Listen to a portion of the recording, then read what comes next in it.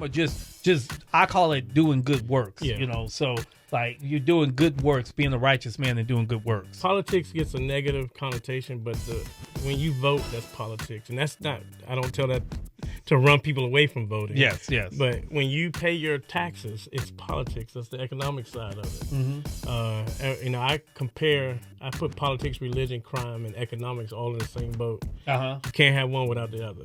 Okay. Especially since man has had his hand directly involved.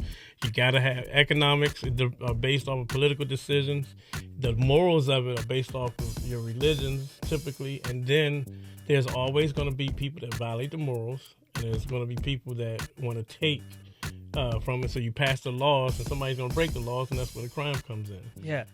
This is Dr. Rodney Duckett with the Lively Art of Conversation, where we live, we learn, we earn, my goodness, and we pass it along. Tune in and listen to us every Sunday from 7:30 a.m. to 8:30 a.m. as we give you our story with the Lively Art of Conversation.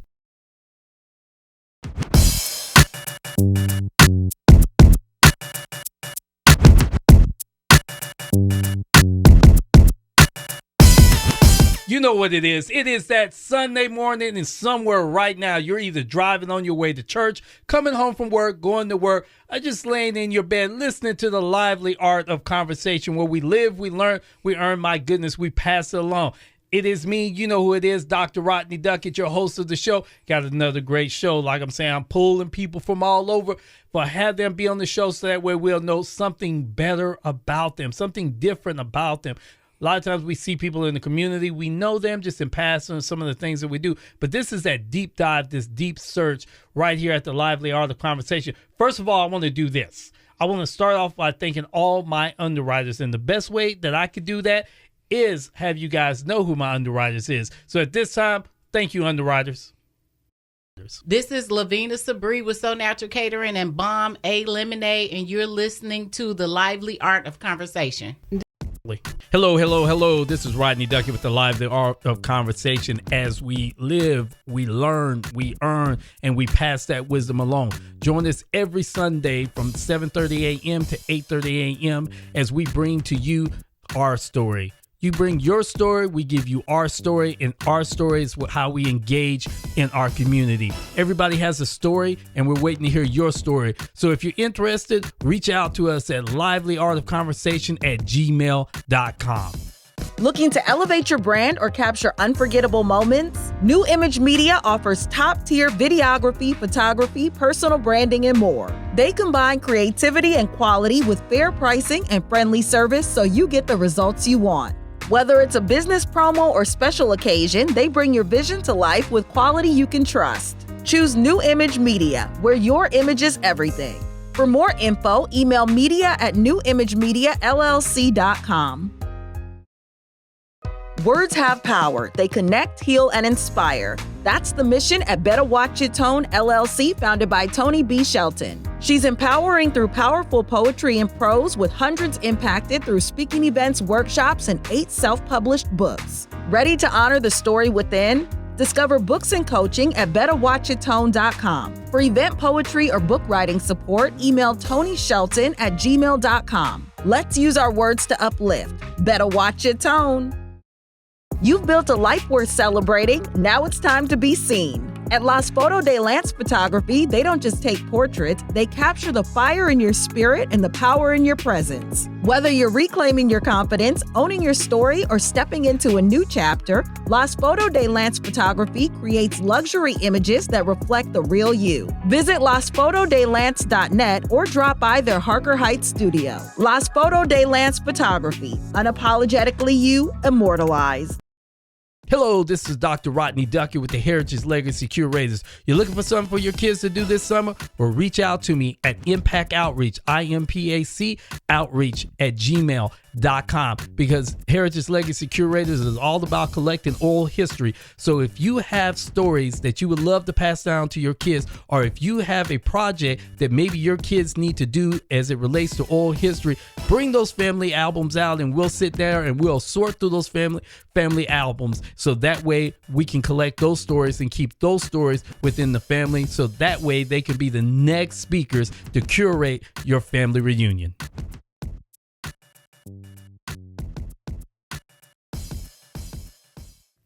We're back with the lively art of the conversation where we live, we learn, we earn. My goodness, we pass it along. Here's the deal. If you would like to be an underwriter, I want you to be an underwriter. I need your underwriting to keep this show up and going. If you have a commercial or an event or something that's going on that you want the listening audience to pay close attention to and come out and support, reach out to me at livelyartofconversation@gmail.com. That's right, livelyartofconversation@gmail.com. Guess what? It is that time. You know what it is. I got to leave you with something for the week. And the best way for us to do this is open up your phone, go ahead and get the pencil, the pen, go ahead and get the scrap sheet of paper or the journal, whatever you decide to use, and get ready for the word, the quote, and the thought of the week, the whole question of the week. So here it is. Perfect for this person I have on the show. Service. That's right. The word is service. Now, I once heard that service to the many leads to greatness.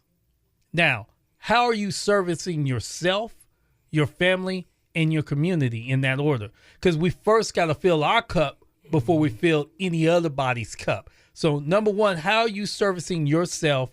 How are you servicing your family? And how you're servicing the community? The word of the week is service. Service to the many leads to greatness. In order for us to be great, we got to serve ourselves. We got to serve our family. And then all of that pretty much goes out to the community at large.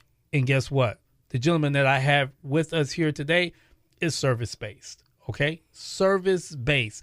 I am here, and it's a pleasure to be here because I've had a couple of people that are public service to the core. So today, I have a public service with me. You guys know him as Mayor Pro Tem. I just really learned how to pronounce his name, and I'm probably going to butcher it, but his name is Riakos Adams. Thank you, Mr. Riakos Adams. Man, yeah, appreciate you being a part of this show.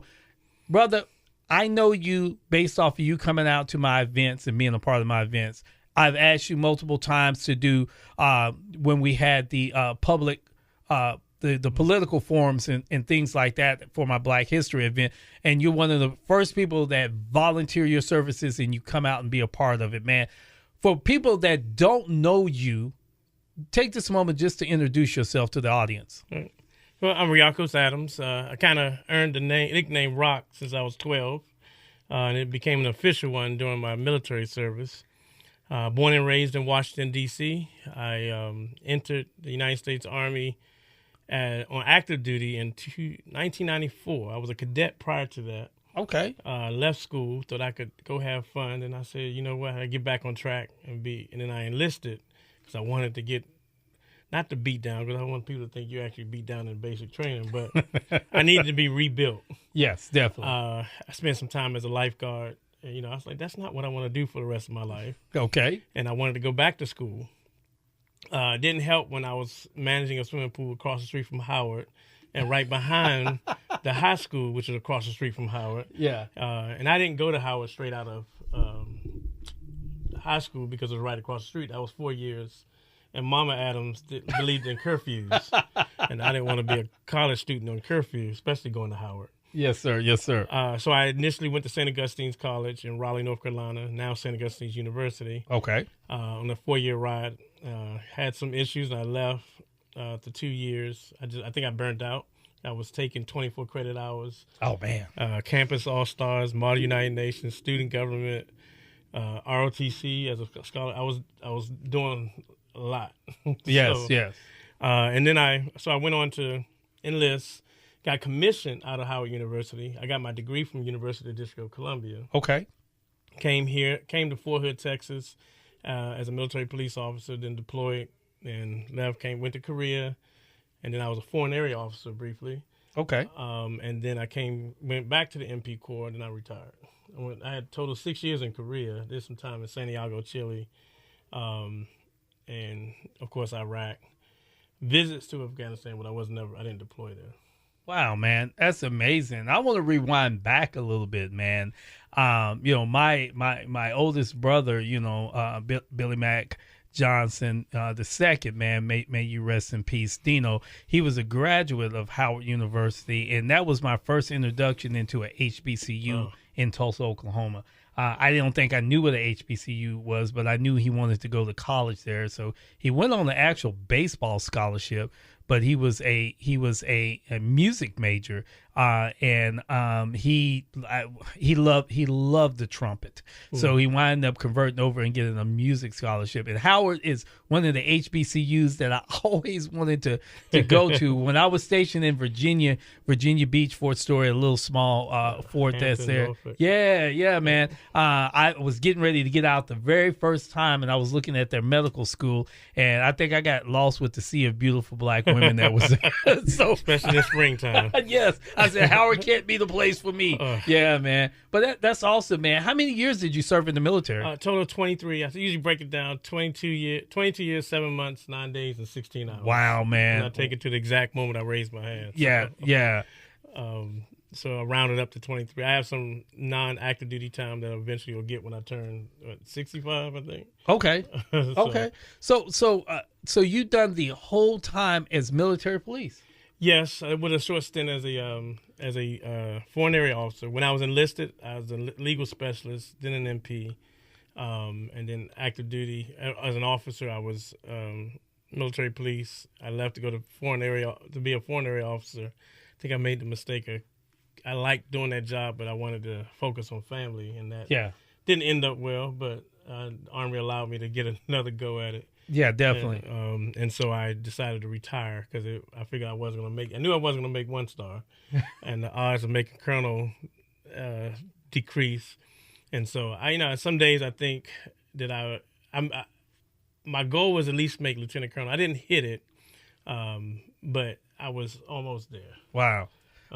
Man, just some mere facts. I mean, and I say this because, I work at the VA and I see a lot of veterans that come through. It's just the service that you provide this country. It's easy to pin a flag on your lapel and say you're patriotic. There's one thing to serve. Yes.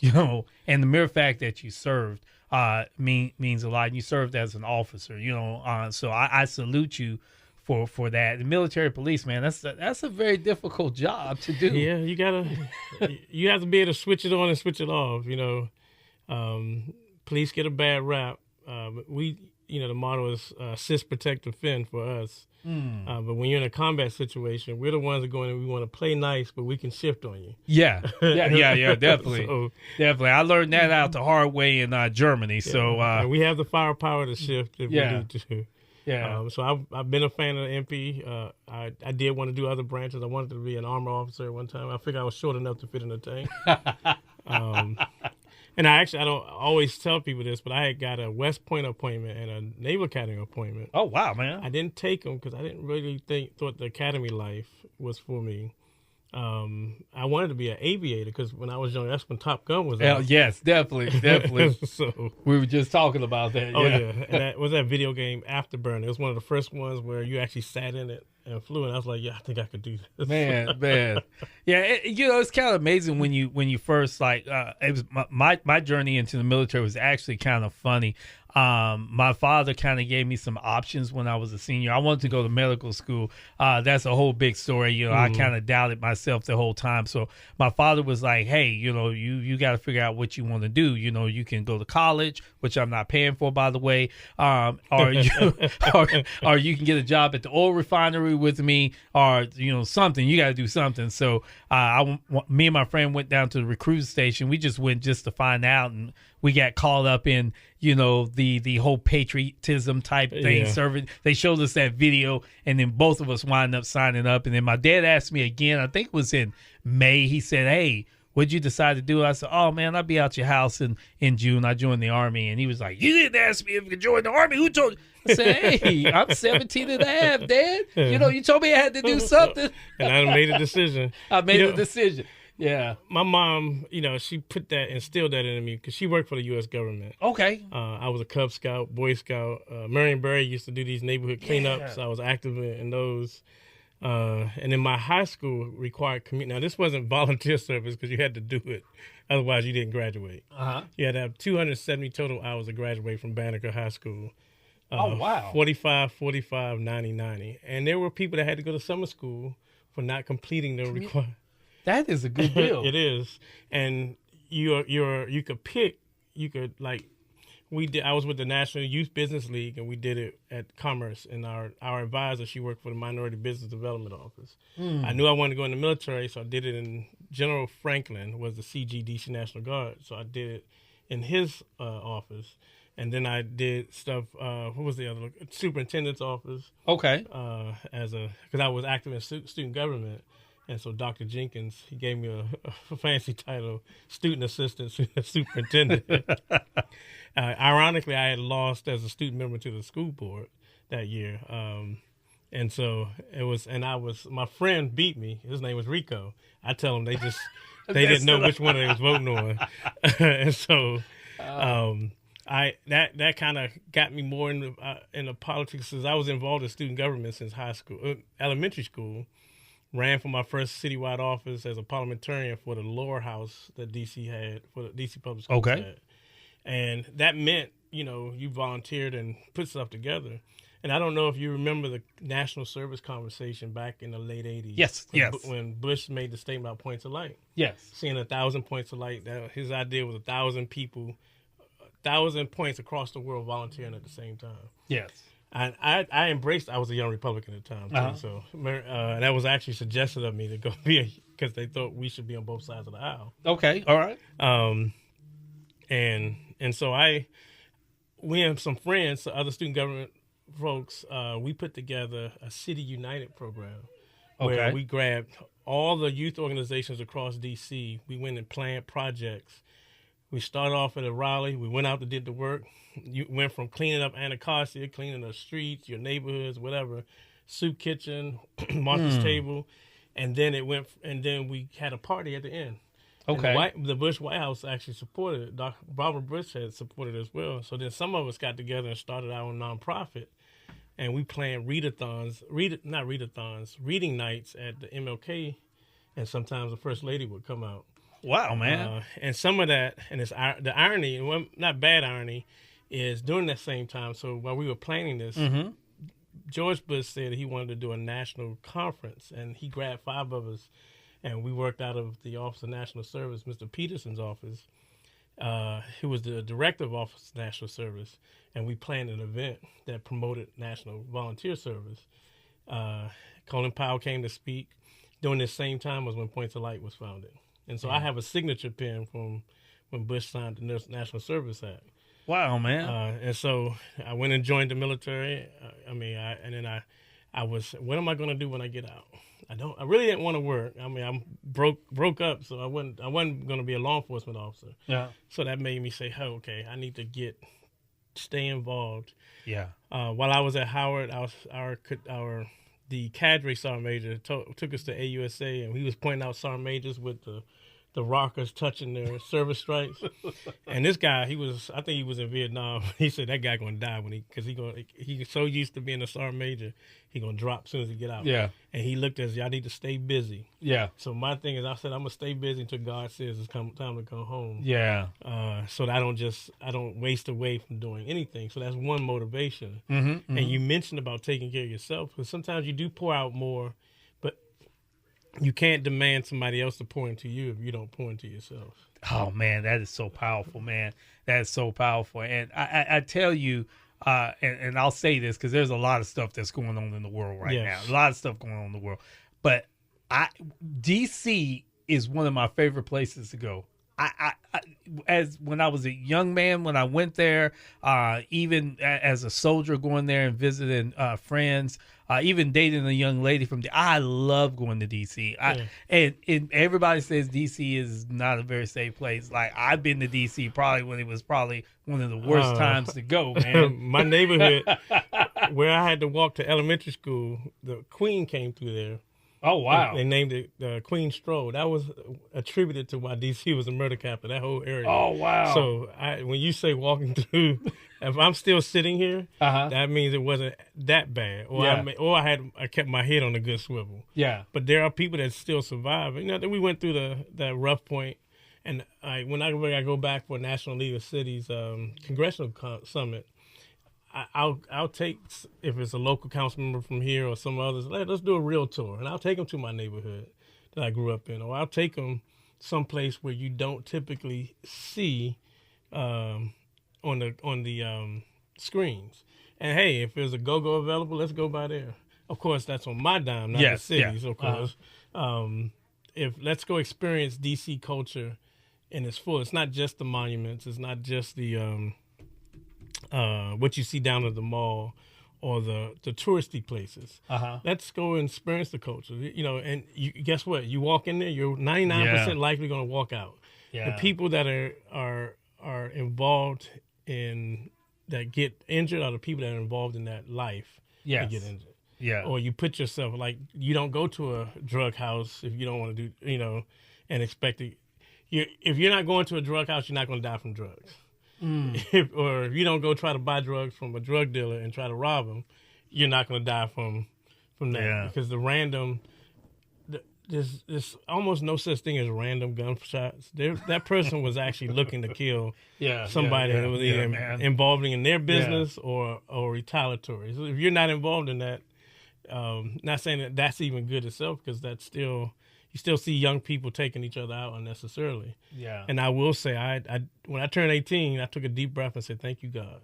Definitely, man. And I want to say this. I'm listening to you and the things that you're saying, and your mom and how she raised you. So I'm going to say that your environment created the public serviceman that we know today.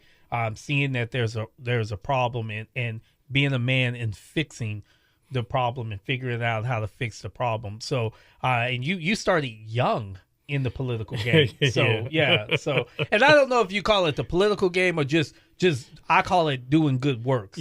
So like, you're doing good works, being a righteous man and doing good works. Politics gets a negative connotation, but when you vote, that's politics, and that's not. I don't tell that to run people away from voting. Yes. But when you pay your taxes, it's politics. That's the economic side of it. I put politics, religion, crime, and economics all in the same boat. You can't have one without the other. Okay. Especially since man has had its hand directly involved. You got to have economics based off of political decisions. The morals of it are based off of your religions, typically, and then there's always going to be people that violate the morals, and there's going to be people that want to take from it. So you pass the laws, and somebody's going to break the laws, and that's where the crime comes in. Yeah, I had Jessica Gonzalez on here a couple of weeks ago, and she talked about her realm of service started when she was young as well too. So you begin to see, like, for what it's worth, sometimes the Black community gets this bad rap of, we don't have enough people in politics, we don't have enough people in service. But when you really get down to it, a lot of people start young in service. It could be something just community based wise, and then they get that feeling to want to do more because of that. So and it's for some reason, because it gets that bad name, and it's one sided view, because it's not just about the bipolar political partisanship. I like that. I sometimes, and I've been in both parties, and I compare both of them sometimes to the Communist Party. Oh, wow. Okay. They were not. There are times that they're good for the country, and there were times they're not so good for the country. And when you put politics above patriotism, I don't know how you can say you're being a public servant, because now you're not serving the public, you're serving that platform. Yes, definitely, if man. You're elected to represent people, your partisanship is secondary. Yes. Because I find myself on council voting for stuff I don't agree with, but enough people said that's what they wanted. Yes. Or just the opposite, voting for it because enough people said, or voting no to something because enough people said I don't want it. Yes. But it might be something I think is the greatest thing, but if I can't, one of the jobs is to try to explain people to convince themselves, but then you end up appearing that you're taking a side on an issue. Council members, I think, should always be neutral. You want to do the best for the city. You listen to all the parts. You listen to the citizens. You listen to the staff. And you listen to the proposal, and then you look at where do we want to go from here. And sometimes you may have to make that unpopular decision. It's that I always say you're 50% right, 50% wrong, 50% of the time. Man. So as soon as you hit yes or no on that button, somebody's gonna have an issue with it, or somebody's gonna praise you half the time. Other times, somebody won't say anything to you at all. Yes. But I think ultimately it's not there's some glamour to it. But when you really, when people ask me, should they run, even if they're going to run against me or the seat I'm in, because you're not running against an individual, running for that seat, understand that you're no longer an activist, you become an advocate. Gotcha. And your advocacy may not be especially at the city level. I always tell people there's no such thing as a partisan pothole. You know, the pothole got to be fixed. Water still got to flow. Police still got to do their job. But if you don't have a heart for service and it's just what you want to do a show, you'll start to see it. Because you'll see your frustration. Well, if you're not frustrated about stuff that's happening, that should tell you you're not really for service. Because if every day you say, "Oh, everything is great," then you're not really listening to people. Okay. I know that when you stop doing stuff, you die. The whole scientific idea of molecules being frozen is the very definition of death. So just taking that basic concept, if you say, like in Killeen, do you say, "Oh, we're perfect like we are right now"? No, we still need to get more people out to volunteer. We still get more people out to vote. And all of that because the city is going to grow regardless of whether who's running the city or not. The city, 50 years ago, the city was nowhere. It was 5,000, maybe longer than that. Before Camp Hood came, we were about 500 people. Then it just grew. We went from, in 2020, 150,000 people to in 2025, 165,000. The math right there, the mathing is mathing up. So when you think, "Oh, we need to stay rural," or we need to stay this way, well, you're going to lose control because somebody else going to come in who have more money than we got and tell the legislature, "Hey, we need to force them to do this." Yeah, man. Hey, I'm sorry. No, you're good. No, you're good, man. Hey, this is Dr. Rodney Duck. You listen to the Lively Art of Conversation. We'll be right back after these commercials. Words have power. They connect, heal, and inspire. That's the mission at Better Watch Your Tone, LLC, founded by Toni B. Shelton. She's empowering through powerful poetry and prose, with hundreds impacted through speaking events, workshops, and 8 self-published books. Ready to honor the story within? Discover books and coaching at betterwatchyourtone.com. For event poetry or book writing support, email ToniShelton@gmail.com. Let's use our words to uplift. Better watch your tone. You've built a life worth celebrating. Now it's time to be seen. At Las Foto de Lance Photography, they don't just take portraits, they capture the fire in your spirit and the power in your presence. Whether you're reclaiming your confidence, owning your story, or stepping into a new chapter, Las Foto de Lance Photography creates luxury images that reflect the real you. Visit lasfotodelance.net or drop by their Harker Heights studio. Las Foto de Lance Photography, unapologetically you, immortalized. Looking to elevate your brand or capture unforgettable moments? New Image Media offers top-tier videography, photography, personal branding, and more. They combine creativity and quality with fair pricing and friendly service so you get the results you want. Whether it's a business promo or special occasion, they bring your vision to life with quality you can trust. Choose New Image Media, where your image is everything. For more info, email media@newimagemediallc.com. This is Dr. Rodney Duckett with the Heritage Legacy Curators. You're looking for something for your kids to do this summer? Well, reach out to me at Impact Outreach, IMPAC outreach@gmail.com, because Heritage Legacy Curators is all about collecting oral history. So if you have stories that you would love to pass down to your kids, or if you have a project that maybe your kids need to do as it relates to oral history, bring those family albums out and we'll sit there and we'll sort through those family albums, so that way we can collect those stories and keep those stories within the family, so that way they can be the next speakers to curate your family reunion.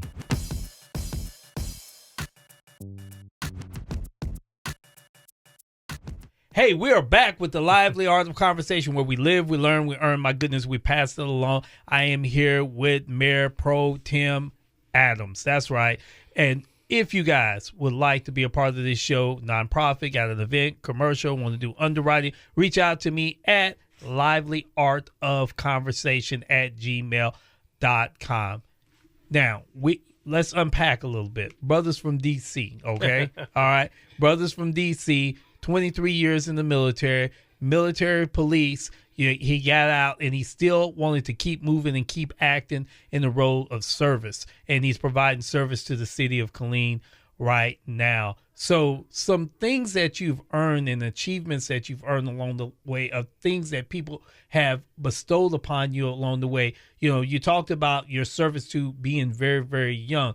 What kind of gravitated you to the city council realm? Initially, it was because it's like I ran for school board. Okay. Because I was very involved in KSD with the School Health Advisory Commission and having a child in the school. And what's the point of complaining about something if you're not going to be a part of the process? Yes, definitely. And then, the opportunity came to run. I didn't win either time I ran for school board. And then I had previously talked about running for city council. But then I looked at where can you influence more? You have more influence in children.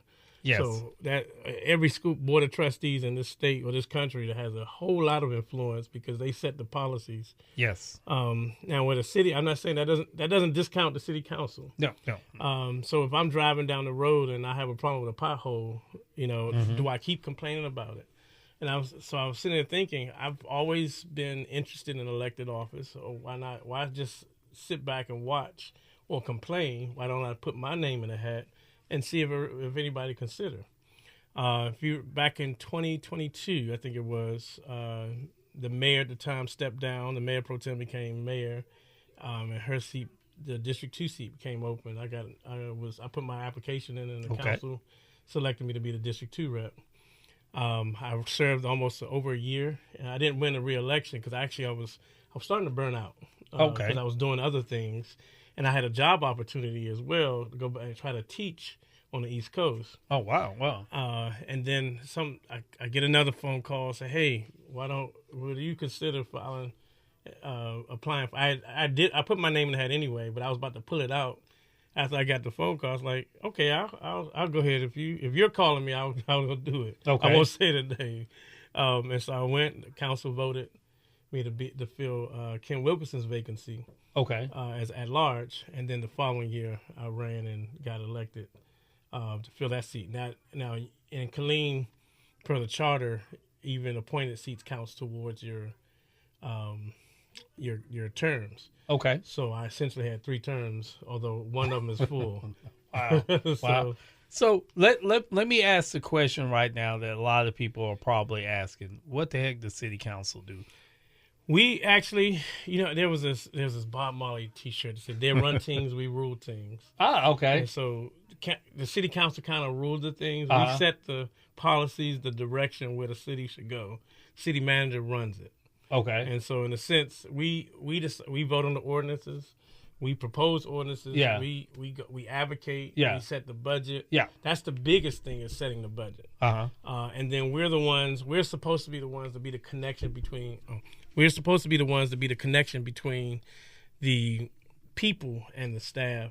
Because when I say the city, I'm counting everybody. Okay. Now, most people say the city is this one monolith that's the government. But I still believe government of, by, and for the people. So yeah, definitely. You are part of the government. When you pay your taxes, when you vote, all of that. When you complain to a council member or to staff, you're exercising your governance.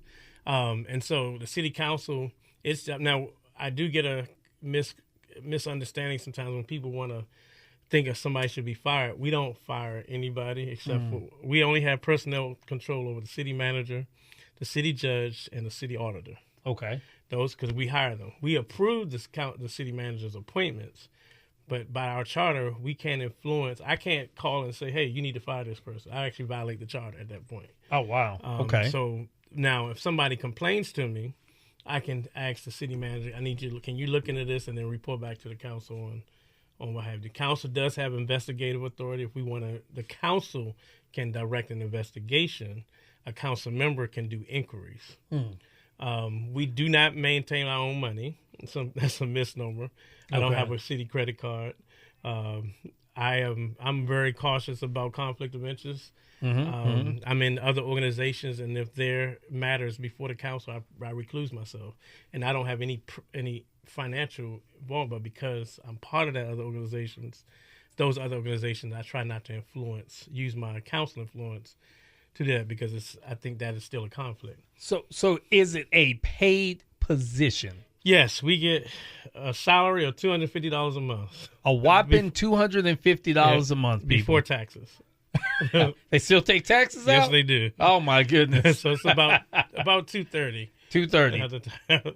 No health care, no retirement, and I don't think elected officials should get fat off of serving. I agree. But I do think to prevent corruption that you should pay elected officials. There are other councils, and I'm not advocating this now because we're not in a position to do that. Yes. But there are other cities smaller than us, and their councils get paid almost $30,000 a year, and they have a staff. So that's the other. I do my own staff work other than what I can ask staff for. Okay. Staff's job is to communicate city policy and how they do it. Okay. But if I want another view, I got to go do that myself. I've had interns that used to help me, but I don't have a budget to actually hire somebody to do that. And I'm open to having interns from now until my term is over, just so they get an interest in serving, and get some idea. That was always the goal too. If somebody was interested in one day getting elected, hey, you can come be an intern. If you need a letter to your professor to get credit, I'll do that as well. But the council doesn't directly control any money. It does we pass the ordinances. We make decisions. We also in an appeal process for some of the decisions that staff make. And there's, we'll go for another 2 days to explain that process. We do appointments. Okay. And we also represent the city on national, state, and regional bodies. So like we're members of National League of Cities and Texas Municipal League. That's a conglomerate. Those are two organizations. One's at the state level, one's at the national level. Some of us serve on regional bodies. Like I'm the vice chair of the Killeen Temple Municipal Planning Organization. Okay. We have another council member that's the vice chair for the Heart of Texas Transit Authority. Okay. Nationally, I am the vice chair for the Transportation Infrastructure Committee for National League of Cities. And so I get to advocate Congress and to the Department of Transportation for transportation policy as a whole. But it also helps benefit, and I haven't gotten the money yet for chaperone outside of what we already got. Yes, yeah. But it has put Killeen on the radar for folks because we're there participating. Because you know that statement: if you're not creating the menu, if you're not sitting at the table. You're on the menu. Yeah. I prefer for Killeen to be help making the menu, and I was told. So National League of Cities has 3 councils for city sizes: small, suburban, and large. And I'm like, well, we're definitely not small, too big to be suburban. I said, are we really large? But it was 10% of the U.S. cities are 150,000 or more. Wow. And Killeen ain't in the top 10 in size, but we're not a small city anymore. So what precinct area do you serve? So I'm a council member at large, so Okay. I cover the entire city. Okay. And so I assist if somebody from a district reaches out to me, I'll respond. I'll keep that district rep so they're aware of it as well. All right. We have 3 council members at large. We have the mayor, and we have 4 district reps. Okay. Our mayor we are a council manager form of government, so we don't have a strong mayor. The mayor is responsible for overseeing and setting the agenda for the council meeting. The mayor can set, is our official spokesperson for once that's the city policy. That's she puts that, she makes that known. She's our primary advocate in that role as well. Okay. So let me ask the question, because you opened the door. So you started off as a hard-charging Republican, but somewhere along the line you switched gears. What was up with that? Because I've met a lot of people either that has went from Democrat to Republican or Republican to Democrat. Yeah. And I did both. So I actually worked on Barry's campaign at a young age. I walked. Okay. And then I worked on Maurice Turner campaign, who was a Republican. So I was a young Republican. I was a young Democrat, then a young Republican. Then I went to college and became a young Democrat. And then when I got in the military, I was the Constitution was my party. Yeah, definitely. And so, regardless of who was president, I had to execute the orders. Yeah, definitely. As long as they're legal. And then when I got out, officers is known typically are a little. I'm still a little conservative, as most older black men are. But I'm socially liberal because I agree. Everybody's human beings should be treated like human beings. Yeah, definitely. Regardless of their preference or their personal choices. Yeah. Fiscally, I'm a conservative, so I switched from the Republican Party as a certain individual started taking it over and destroying it because there's nothing grand. Yeah. And I went over to the Democratic Party after some time, and I was a vice chair for a little bit. Stepped down for that, and I did a little time as a Democratic municipal official for Texas as an ambassador for Texas. So my last party was Democrat. Yeah. So you're a little bit across the aisle, you know? Yeah. So, and as a council member, I am nonpartisan and independent. I avoid getting too involved as a council member. Yeah, definitely. And it's like in office, you carry that title 24/7. So I take that in consideration when I make certain statements because my statements can be seen as the city, even though I'm not making the official statement. Yeah. So it's that's why I tell people you're no longer an activist when you get elected. You gotta, it's almost like when you're in the army. Your political views you have to be. Your First Amendment rights aren't the same. Yeah. Not saying you lose them, but you're representing 165,000 people at that point. And so you have to think about what are you doing. Your service is very expansive. I mean, when you really look at it, starting as a child, of course, the military service, you're a veteran, on top of that, and still providing service to the community. And I laugh sometimes because I watch a lot of city council meetings sometimes online. I watch you guys, Temple, Pflugerville, Dallas, Tarrant County. I try to keep up with it just to find out what's happening. And sometimes I think lay people don't necessarily truly understand that a lot of people that are city council really don't get paid, and they put out more than what they get back. And then your hands are kind of restricted too with certain things you can or you cannot do. So. Yeah, and I try to be as transparent as I legally can because I know that if I just come out and spill all the beans of stuff that shouldn't even be put out, there's not going to be anybody paying my bill. And I love her. I love folks, but I know you're not about to pay my brothers aren't going to come and pay. Yeah, definitely. And I'm not going to expect them to, but because we do take an oath. There's certain things, in the military. Yeah. Top secret clearance is stuff that I still can't talk about. Same as city government. If somebody has a proprietary proposal that you're holding on, or even a legal case, you're as a council member, you're on the either. So the mayor is served in these summons, but sometimes all 8 of us are, and regardless, the 8 of us have to decide the direction on that legal case. So we can't be. It's against the law for us to go be a party to any case against the city. Yes. Or assist any party in a case against the city. Yeah. So it's not like, hey, here's some information for you. No, that's not because the city is the people.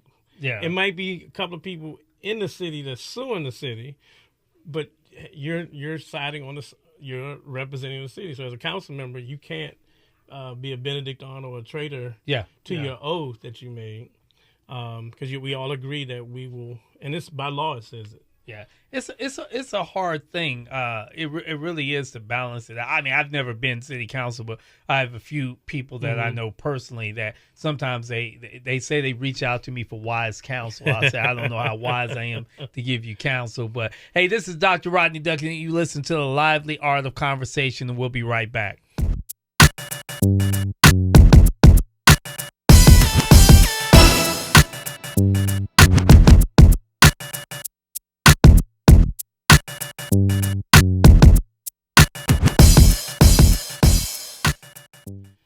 This is Lively Art of Conversation. We're back where we live, we learn, we earn. My goodness, we pass it along. I am here with Mayor Pro Tem Adams, and it's been a wonderful conversation that we've had. And I want to say this. There is somebody right now, sir, that is listening to this, and they want to be involved. And this is what I asked Councilwoman Gonzalez, is like, how do you get involved with service? How do you get involved if you want to run for city council? How do you get involved if you want to run for the school board? Or is there any other seats that are out there that people can get involved with, or just anything in general? Okay. Yeah, and so I'm involved. So I also run a volunteer service organization. So we always looking for volunteers. Okay. That's what Clean Volunteers. We're now DVS, Central Texas Volunteers. Okay. But you can go to our website, cleanvolunteersincorporated.org. All right. And then for the city, so you have coming up, you have commissioners court. Those are the commissioners and the community judge. I think 2 or 3 of the seats are opening. Then you have specific jobs within the county government that is coming open. Okay. You can get elected to Water Control Improvement District. There's seats on there. There's a couple that are actually out of Killeen. Okay. The Central Texas Board of Trustees, because that's a taxing agency. So remind people, so all the taxes you pay don't come to Killeen. So don't just blame us. And then you have we have 2 House district seats depending on where you live in the city. 55 is on the very eastern end of, and 54 is most of the city of Killeen. Mm-hmm. Right now, it's the gerrymandering doesn't work. We have 31 and 11 Pfluger and Carter seat if you wanted to run for Congress. In the city of Killeen, coming up in May, there's the mayor's seat and the 3 at-large seats that are open. And you have to be a resident of the state a year prior, and in 6 months, I think it's 6 months in the city. So I think that line, if you haven't claimed an address in the city of Killeen, then the time is coming to an end. How do they? Is there where do they go to find out this information? You can search. You can on the Secretary of State site. We'll give you links to it. You can go to City of Killeen site.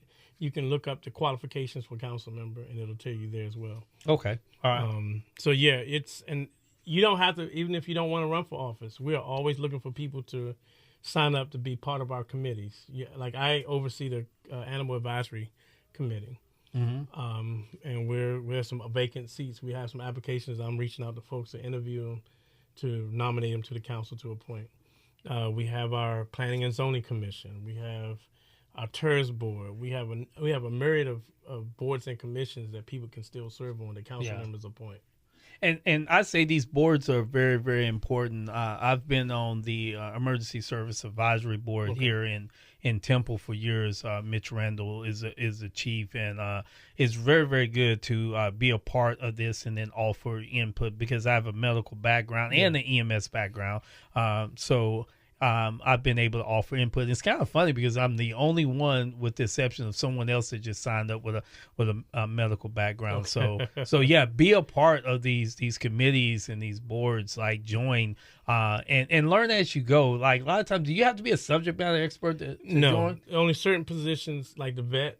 You have to have somebody with a veterinarian degree. So if anybody listening that has a veterinarian degree, we are looking for somebody to serve in that position. I believe we may still have a city position for veterinarian too. Oh, wow. So if you're out there and definitely want to volunteer, that committee doesn't meet four times a year. By state law, we have to have a vet on the committee. Yeah.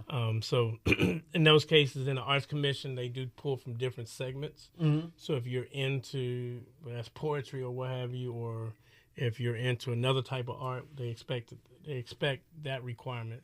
Other than that, there are very few of the other positions require specific qualification other than being a resident of the city of Killeen. So this is a time where we ask you to pass it along. And passing along is passing down any wisdom, any suggestions, anything that can help anybody out if they're stuck in the moment, if they're thinking about running for office, if they're thinking about going back to school, if they're even young people thinking about joining the military, are just stuck with going to college. Like what wisdom that you can give them to anchor themselves down to? So I kind of made a note of this when you sent it. For leading, make decisions in public, but make amends in person. Don't put your business out there. Don't make public disputes in the paper. If critics are loud, listen twice if they're right and change course. If they're not, just listen. Okay. On service, titles expire, relationships are built. Also, I live by everyone can be great because everyone can serve, and there's that dopamine high you get just from helping other people. Yes, sir. Veterans, we need you to stay active. The show and service is not over.